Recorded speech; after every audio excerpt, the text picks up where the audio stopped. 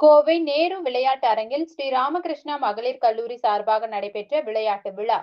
கோவை மாவட்ட காவல்துறை துணை ஆணையர் திவ்யா சிறப்பு விருந்தினராக கலந்து கொண்டு போட்டிகளை துவக்கி வைத்தார். ஸ்ரீ ராமகிருஷ்ணா மகளிர் கலை அறிவியல் கல்லூரியின் 35வது விளையாட்டு விழா கோவை நேரு விளையாட்டரங்கில் நடைபெற்றது. கோவை மாவட்ட காவல்துறை துணை ஆணையர் திவ்யா சிறப்பு விருந்தினராக கலந்து கொண்டு தேசிய கொடியேற்றி வைத்து போட்டிகளை துவக்கி வைத்தார். எஸ்என்ஆர் சன்ஸ் அறக்கட்டளையின் நிர்வாக அறங்காவலர் முனைவர் சுந்தர் ராமகிருஷ்ணன் தலைமை தாங்கினார்.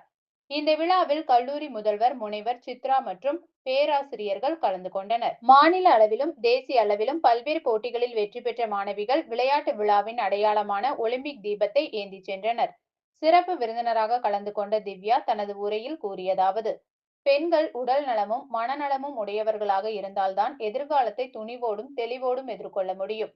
அதனால் கல்லூரி மாணவிகள் கல்வியோடு உடல் நலத்தை பாதுகாப்பதிலும் தீவிர கவனம் செலுத்த வேண்டும்.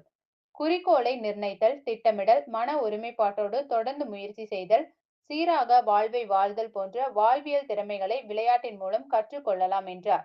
தொடர்ந்து பல்வேறு விளையாட்டுகளில் வெற்றி பெற்ற மாணவிகளுக்கும் பேராசிரியர்களுக்கும் அலுவலக பணியாளர்களுக்கும் பரிசுகள் வழங்கப்பட்டன.